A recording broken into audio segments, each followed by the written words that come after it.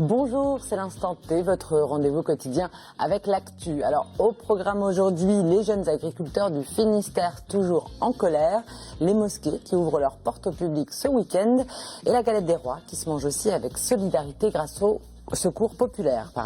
Et puis une semaine après l'accident entre un camion et un train au Relecq-Kerhuon, nous ferons le point sur les passages à niveau du département. Et c'est vous, Camille Pochet, qui nous éclairez sur le sujet. Bonjour. Bonjour. Et puis nous parlerons des bibliothèques, celles qui sont près de chez vous.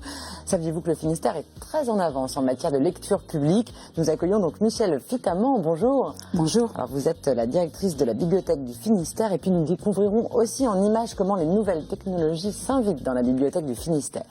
Et puis comme chaque vendredi, vous retrouvez la brève de trottoir de Steven Leroy. Évidemment, ce sera juste avant l'Instant Môme. Bonjour Aline. Bonjour Pauline. Alors l'année démarre bien côté, sortie en famille dans le Finistère. Déjà plein de choses à dire, ce sera tout à l'heure dans l'Instant Môme. Et puis tout de suite, on démarre par un point sur l'actualité de ce vendredi 8 janvier.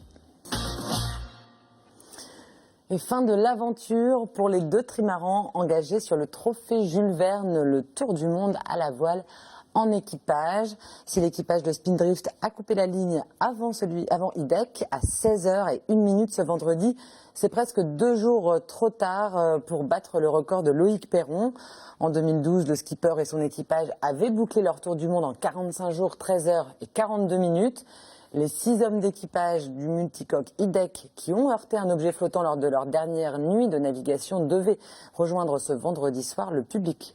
Sur les quais brestois, l'équipage de Spindrift a quant à lui choisi de rentrer immédiatement à la Trinité-sur-Mer. Et puis toujours côté mer, le célèbre bateau du commandant Cousteau, la Calypso, devrait quitter les chantiers Piriou de Concarneau avant fin mars. Alors l'association qui gère le navire aurait réuni un groupe de généreux sponsors très motivés. On rappelle que la Calypso était arrivée à Concarneau en 2007. Sa restauration n'avait pas abouti à cause d'un contentieux financier entre le chantier et l'association. Juillet 2015, les agriculteurs manifestent à travers toute la Bretagne, un mouvement qui pousse le gouvernement à débloquer des fonds d'urgence et prendre des mesures pour sauver les filières lait et porc. En ce début d'année, les jeunes agriculteurs tirent la sonnette d'alarme, le compte n'y est pas, les aides ne permettent pas de sauver un secteur en difficulté. Explication avec Christophe Boucher. Le 3 septembre 2015, plusieurs milliers d'agriculteurs français investissent Paris. Une belle opération sur le plan de la communication, mais bien moins concluante sur l'efficacité des mesures annoncées. Le gouvernement débloque 650 millions d'euros d'aide, dont 500 liés directement à des investissements consentis par les agriculteurs pour moderniser leur outil de production. Seul bémol, pour les JA, l'urgence réside avant tout dans la survie de 30% des exploitations porcines finistériennes. On ne peut pas parler aujourd'hui d'investissement puisque le quotidien d'un éleveur de porc, c'est clairement de gérer de la trésorerie et de gérer donc ses comptes au quotidien puisque les comptes sont dans le rouge. Et l'état des lieux, c'est de gérer de l'argent avec la banque et de leur demander est-ce qu'ils peuvent rallonger les autorisations de découvert. Parmi les aides d'urgence annoncées, le FAC, un fonds d'allègement de charges. Seuls 219 producteurs sur 419 dossiers déposés dans le Finistère bénéficient d'aides insuffisantes pour faire face aux difficultés de trésorerie rencontrées dans le secteur porcin. Les enveloppes sont très très limitées aussi, puisqu'on parle d'une enveloppe moyenne de 9 000 euros, mais il faut savoir que c'est à peine une semaine d'alimentation donc, pour nos porcs sur un élevage moyen dans le département, quoi. Si des aides financières d'urgence sont nécessaires, les jeunes agriculteurs demandent avant tout une harmonisation des règles européennes pour gagner en compétitivité. Autre requête des JA, un étiquetage systématique sur la provenance des produits frais et transformés des filières lait et viande vendus en grande surface. Le consommateur ne peut pas, justement, même s'il le souhaite, ne peut pas forcément acheter français. Donc c'est une mesure qui ne coûte rien à l'État et qui pourrait nous permettre aussi, les producteurs français, de reconquérir le marché intérieur qui est inondé de produits étrangers. 6 mois après les manifestations de juillet 2015, la situation sociale est toujours tendue dans les campagnes finistériennes. Une partie d'entre eux sont résignés, mais une autre partie est quand même très en colère et prête à monter sur les barricades dès demain. Donc. Des opérations viande et lait de nulle part sont à prévoir dans les grandes surfaces du département dès la semaine prochaine. Le 31 décembre dernier, un train régional a percuté un camion sur le passage à niveau du Relecq-Kerhuon près de Brest. Alors heureusement, pas de blessés, mais l'accident interroge quand même sur la sécurisation des passages à niveau dans le département, Camille Pochet.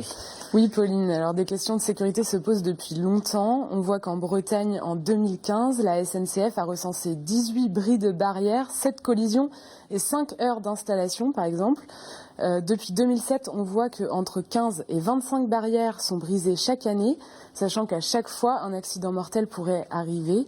Il devient donc d'autant plus impératif de sécuriser les passages à niveau qu'avec le projet de relier Brest et Quimper à 3 heures de Paris, les trains vont circuler encore plus vite sur les voies. Et il faut savoir qu'un train, ça pèse entre 80 et 200 tonnes. S'il est lancé à 160 km/h, il met 1 km à s'arrêter, même si le conducteur tente de freiner quand il aperçoit un problème sur la voie. C'est extrêmement dangereux, on le comprend bien. Alors est-ce qu'il y a beaucoup de passages à niveau à supprimer dans le département, Camille? Alors dans le Finistère, il y a 136 passages à niveau. Dans l'idéal, SNCF Réseau voudrait les voir tous disparaître, mais cela est très coûteux et compliqué. Alors certains sont considérés comme prioritaires et ils sont appelés à être sécurisés plus rapidement que d'autres. Dans le Finistère, il y en a 3, un à Landivisiau, un à Rospordin et un au Relecq-Kerhuon. Les projets de sécurisation sont déjà en cours pour ces passages à niveau. Alors dans ces cas-là, la moitié du financement est pris en charge par SNCF Réseau, anciennement Réseau Ferré de France, et l'autre moitié par les collectivités. Alors comment SNCF Réseau décide de sécuriser ou non ces passages à niveau? Alors pour entrer dans la liste des passages à niveau qui sont inscrits au programme de sécurisation nationale, ils doivent satisfaire à de nombreux critères. SNCF Réseau, contacté par téléphone, nous explique comment ils sont choisis. Pour être inscrit au programme de sécurisation nationale des passages à niveau, d'abord c'est déterminé au niveau de l'État, et donc il y a un certain nombre de critères qui rentrent du type le nombre de trains, le nombre de véhicules, le profil de la route, l'environnement, et est-ce qu'on le voit de loin, pas loin, dans un virage, pas dans un virage, enfin il y a des critères relativement précis et nombreux qui permettent de dire, il y a la scientologie bien évidemment, et qui permettent de dire, ce passage à niveau est ou n'est pas inscrit au programme de sécurisation nationale. Alors Camille, comment on fait pour supprimer un passage à niveau et surtout combien ça coûte? Alors plusieurs solutions existent pour les sécuriser et éviter que la circulation des véhicules ne se fasse sur les rails. Soit on creuse des tunnels sous les voies de chemin de fer, soit on enjambe ces voies grâce à des ponts. Mais quelle que soit la solution choisie, le coût des travaux est très important. En plus, dans certains cas, on se rend compte après les études que les solutions ne peuvent pas être mises en place.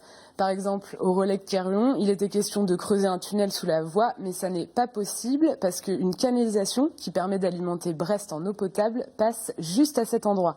Il faut choisir. Alors en moyenne, il faut 5 à 10 ans pour que les projets aboutissent et il faut compter 10 millions d'euros. Au Relecq-Kerhuon, un projet de suppression de passage à niveau est justement en cours. Nous avons rencontré le maire, Johan Nedelec, qui se bat depuis 2008 pour sécuriser ce passage à niveau qui est au milieu d'une zone commerciale.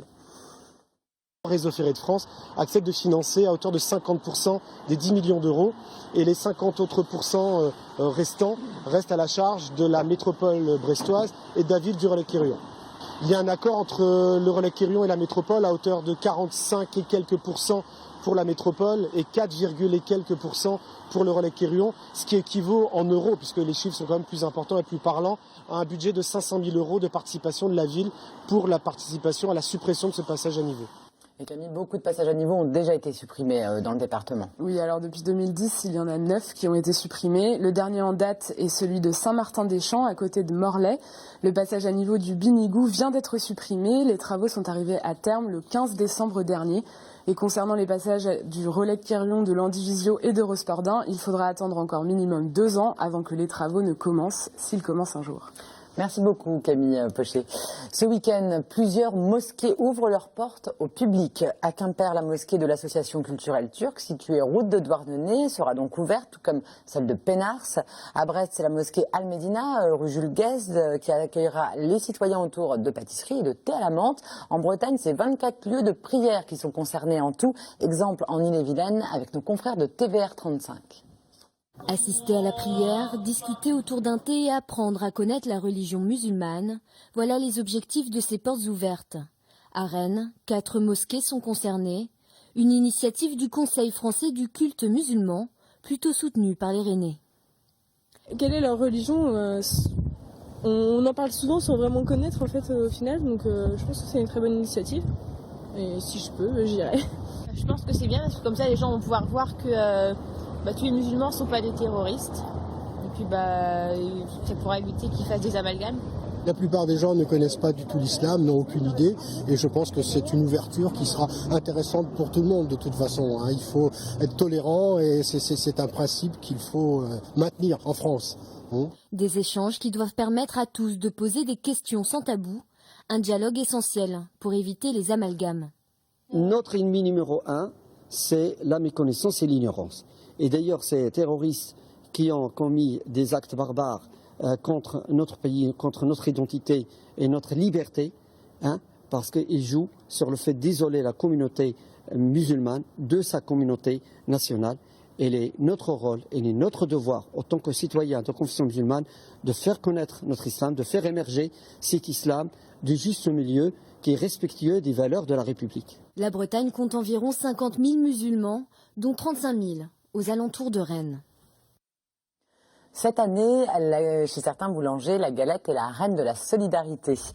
Une partie du prix du gâteau est reversée au Secours populaire. C'est la première année que cette opération est lancée. 10 boulangeries françaises y participent, une seule en Bretagne. Julie Sicot s'est rendue à Saint-Martin-des-Champs. Reportage.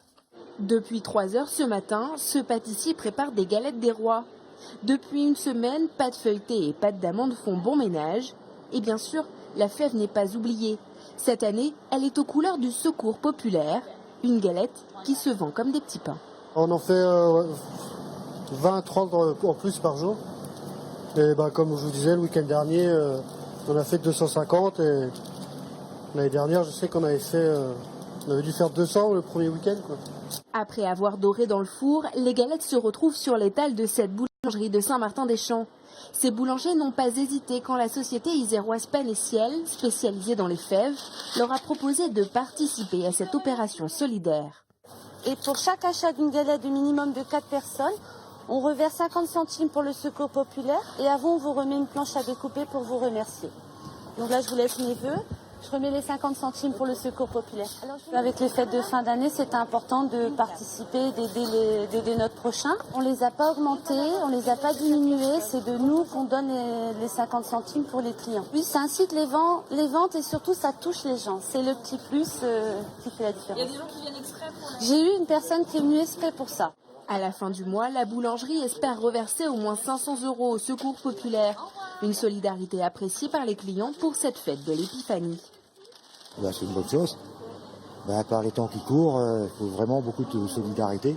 C'est plus intéressant de faire un achat dans ce sens-là que ça soit propre à son plaisir. Pour la première édition de cette galette solidaire, 10 boulangeries françaises se sont lancées. Les clients ont encore jusqu'à la fin du mois pour apprécier les douceurs de cette gourmandise et devenir les rois de la bonne action. Voilà, et tout de suite on découvre les bibliothèques du Finistère avec notre invité.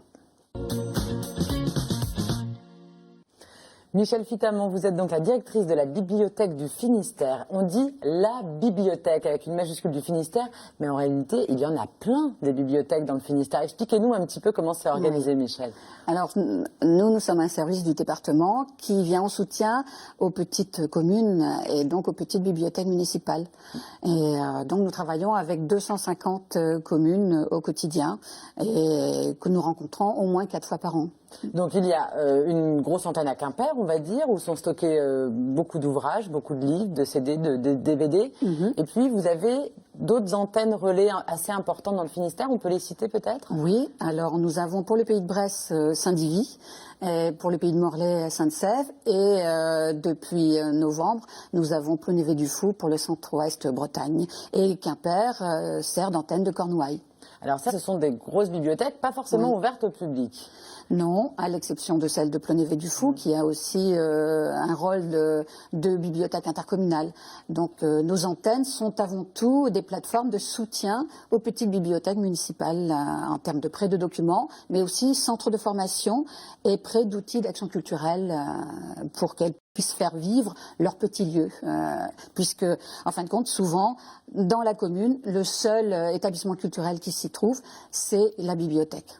Alors, combien avez-vous de titres, d'ouvrages référencés dans le Finistère? Alors, nous avons 350 000 documents, livres, CD, DVD, plus des ressources en ligne numériques, puisque maintenant, les nouveaux usages, les lecteurs utilisent aussi des ressources électroniques. Alors ça, comment ça se passe? Une petite bibliothèque, on va citer une petite commune, je ne sais pas, elle est une commune au pic dans le Finistère, Milizac, on va dire. Oui. Milizac a peut-être une petite bibliothèque. Oui, tout à fait. Elle a envie d'avoir des livres, comment elle fait? Elle s'adresse à vous, vous venez lui apporter? Nous conventionnons avec la commune, nous mettons au point entre le maire et puis la présidente du département, Nathalie Sarbezol, on met au point un type de fonctionnement où on passera, en fin de compte, 4 fois par an, les bibliothèques, la bibliothèque de Milizac viendra dans les locaux de l'antenne de Saint-Divy pour échanger des documents. À chaque fois, 280 documents à peu près. Ça se récite pas mal dans l'année, voilà, 4 fois par an. En fonction de leurs besoins. Et D'accord. puis, nous leur prêtons aussi des expositions itinérantes, etc. Nous faisons à peu près 300 prêts d'expositions par an. Alors, vous évoquiez tout à l'heure l'antenne de Plonévé-du-Fou. Oui. Donc, elle a ouvert, elle est toute récente dans le centre du département. Ici, d'ailleurs, les nouvelles technologies se sont invitées. Regardez. La médiathèque de Plonévé-du-Fou a ouvert il y a quelques mois. À l'intérieur, on découvre des accessoires intrigants comme cette Sonic Chair. Je suis dans un bel œuvre qui s'appelle une Sonic Chair. C'est la possibilité, à l'aide donc d'un iPad et d'une connexion Wi-Fi, de se mettre dans un endroit où on est à la fois en intimité mais sans être complètement coupé des autres et de profiter d'une grande qualité d'écoute de musique, puisque là avec l'iPad on peut accéder aussi via Deezer ou à Spotify ou au site de la Cité de la Musique ou différents sites qui proposent de l'écoute. Au sein de cette médiathèque, les communes peuvent aussi emprunter des ouvrages. Contrairement aux particuliers, les collectivités en emportent des centaines d'un coup. Au moment de leur retour, fini les tâches répétitives pour les employés de la bibliothèque grâce à des puces radioguidées. Tous les documents de la bibliothèque du Finistère sont équipés de puces qu'on appelle RFID.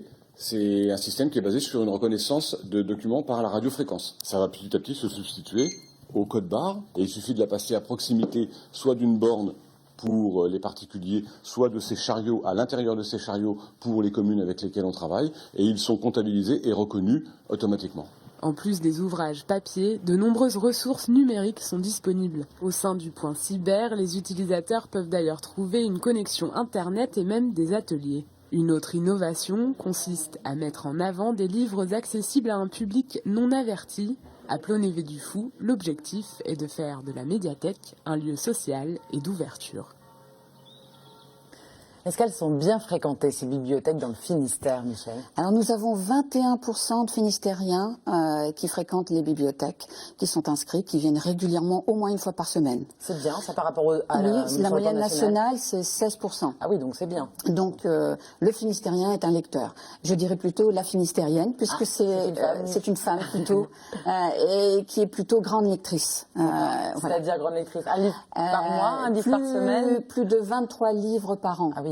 Voilà, c'est ça. Donc vraiment, nous prêtons à peu près 300 000 livres par an et la Finistérienne est une grande lectrice. Alors l'objectif, c'est de faire venir les hommes aussi, et les adolescents et tous les publics, et d'aller à la conquête des publics qui ne viennent pas naturellement. Voilà. Alors donc, pour ça d'ailleurs, vous organisez pas mal de choses. Les bibliothèques, c'est pas seulement un lieu où on va lire, expo photo, concours de poèmes, ateliers d'écriture. C'est des vrais lieux d'échange culturel que vous voulez mettre en place. Oui, entre autres, nous faisons des ateliers d'écriture à dos de mots, qui s'appelle à dos de mots. C'est en direction des jeunes éloignés du livre et de la lecture, de 14 à 25 ans. Et donc, ils ne sont pas familiers, avec l'écriture, la lecture.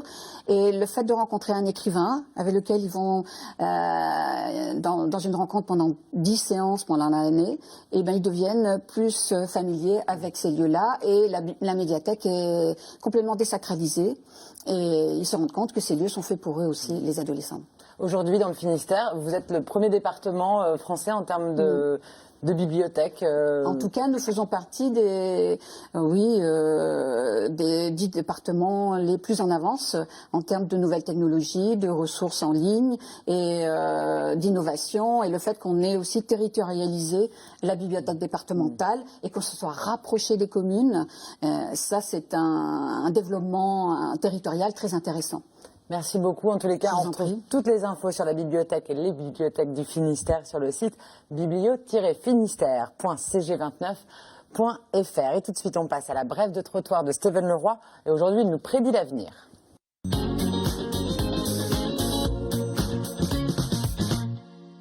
Ouais, comment que c'est? Ça gaze avec toi ou quoi? Ouais, bon, ouais, ben j'aurais bien fait comme tout le monde en te disant, bonne année de ça, tous les margoulins qui sont venus, bonne année de ça. Et je te rappelle quand même que le 1er janvier, il y a un mec qui a été voir Pierre Boulez, là, le gars qui avait un vermicelle dans la poigne pour faire jouer des gars en lui disant, hey Pierre, bonne année. 3 jours après, recta, donc je vais me garder de te dire tout ça. Et vu la gueule de 2015, je serais quand même mal inspiré d'essayer de jouer les Nostradamus. Enfin si, je vais jouer les Nostradamus parce que figure-toi que j'ai un don que tu ne connaissais pas, mais dans une vie précédente, j'étais Monsieur Steph de l'opérette même et médium. Par exemple, tiens, pour 2016, moi j'ai 2-3 conneries à raconter parce que les cartes, elles me causent comme à l'Arsenal. Tiens, par exemple, je tourne celle-là, qu'est-ce que je vois? Un bateau. Il va y avoir des bateaux. Et je tourne celle-là, qu'est-ce que je vois? Ah putain, un autre bateau. Donc ça veut dire que nécessairement en 2016, tu vas avoir du bateau à chier dans les gamelles. Du remorqueur, du truc avec des voiles carrées, des voiles rondes, des voiles triangulaires, rouille par rouille, blanche, tout ça, à chier partout. Et j'en retire une autre, et hélas, tu auras aussi les champs de marins pour aller avec. Bah ouais, c'est comme ça. J'en tire une autre, tu vas voir. Et si t'aimes pas les champs de marins, bah tu pourras pas quand même aller à Carré, parce que bon, tu pourrais écouter Paul Naref sur un bateau, mais non, parce que tout ça c'est mélangé ensemble, ça c'est le tourisme en Finistère, le génie des gars quoi. 2 manifestations populaires de grande ampleur, pas capable de les faire à des jours d'intervalle, histoire qu'on se sépare bien et que ce soit un flop dans les deux côtés, enfin plutôt d'un côté que de l'autre. Je retire une autre carte. Le Stade Brestois montrera pas. C'est pas de la faute aux Hollandais nuls à chier qu'ils ont pris devant, hein, c'est qu'ils monteront pas. Ils monteront pas, t'en bouge pas, et pas en 2017 non plus, parce qu'on va encore récupérer 10 margoulins, tu sais pas d'où ils viennent les gars, mais ils seront là. Alors ils feront 8e, tout ça, t'auras des matchs encourageants, mais ils monteront pas. La droite brestoise va se diviser, c'est marqué dessus. Bon, ouais. Et nouveauté, la gauche aussi, parce que Frisotin va pas tarder à se tailler, donc il y a 4-5 qui sont déjà en train de se regarder du 4e étage en se disant, tiens, peut-être que là, on verrait mieux la rate que dans mon bureau, au sous-sol par exemple. La dernière carte, c'est que, bon, quand même, mine de rien, je suis à peu près convaincu que je vous souhaite à tous une excellente année. Et à part ça, on n'est pas à l'Élysée. Et surtout pas Jean-Luc Mélenchon. Voilà, et sans plus attendre, place à l'instant môme. Et ce week-end, on va au manège, Aline. Et oui, ce week-end, c'est le moment à Brest de faire un tour à Luna Park, American Luna Park, qui revient tous les ans, c'est jusqu'au 16 janvier. Vous le vendez super bien. Pas mal. À Pinfette. Donc, je pense que c'est quand même une chose à faire au moins une fois avec les enfants, même si les parents sont pas toujours fans. Alors évidemment, on sait bien qu'on va pas la gagner, la petite peluche rose fluo avec le bras électronique. On sait bien qu'ils vont se mettre de la barbe plein les cheveux. Mais bon, c'est l'instant qui est vraiment génial à vivre avec les enfants, l'ambiance, les lumières, les musiques trop fortes. Je pense qu'avec ça, on va leur fabriquer des souvenirs exceptionnels. Waouh! En tous les cas, pour des souvenirs exceptionnels, vous avez aussi visité le musée des Beaux-Arts de Quimper. Oui, tout à fait. Alors, c'est dans un registre un petit peu plus culturel. Les Kiddy Reporters ont visité le musée des Beaux-Arts de Quimper, où se trouve en ce moment une exposition sur les 10 dernières années d'achat d'œuvres. Voilà, tout ce que le musée a acheté pendant les 10 dernières années est exposé en expo temporaire. Et c'est adapté pour les enfants. C'est hyper adapté. Ce qui se passe au musée des Beaux-Arts de Quimper à chaque fois, ils font ça très très bien et les reporters connaissent le deal. On visite l'expo. Alors quelquefois ils traînent un peu des pieds, mais là, bonne surprise, ils se sont attachés à regarder les œuvres, à dire ce qu'ils préféraient. Ce sont souvent des œuvres bretonnes. Et puis surtout au musée de Quimper, il y a cette salle secret d'atelier qui est hyper adaptée aux enfants, qui se renouvelle à chaque fois, à chaque expo temporaire. Et donc là, il y a plein de jeux, un memory, un jeu d'accrochage, on l'a vu, de tableaux. Enfin voilà, il y a plein de choses. Et là, du coup, il reste 3 quarts d'heure. C'est difficile de les sortir de là. Et donc pour bien compenser avec Luna Park, on termine sur un autre événement culturel, musique classique. Culture aujourd'hui. Oui. À Brest aussi. Et oui, c'est une idée un peu différente de ce qu'il y a d'habitude, puisque c'est pas, il va pas y avoir de petits guides, de petites animations spécialement faites pour les enfants. C'est au Conservatoire de Brest. C'est un concert de musique classique. Alors, l'ensemble instrumental de Brest Métropole qui s'appelle Entre sable et ciel, qui est co-dirigé par Joël Doussard et Marc Schuster. C'est dimanche à 17h à l'auditorium du Conservatoire, rue Émile Zola. Et c'est un concert de Tchaïkovski et Borodine. Et donc je pense que même pour les familles comme la mienne qui ne sont pas baignées spécialement dans la musique, c'est vraiment le moyen le plus simple de se laisser porter. On entre, on s'assied, on écoute et on sensibilise les enfants à partir de 8 ans, je dirais, à la musique, tout simplement. Merci beaucoup, Aline. Plein de belles choses à faire. Puis bien sûr, n'hésitez pas à les voir aussi sur le réseau des bibliothèques du Finistère. Il y a aussi des événements le week-end. Merci beaucoup à toutes les trois d'être venues sur le plateau de l'Instant T. Nous, on se retrouve lundi, même heure. Et d'ici là, passez un excellent week-end sur TBO. Ciao.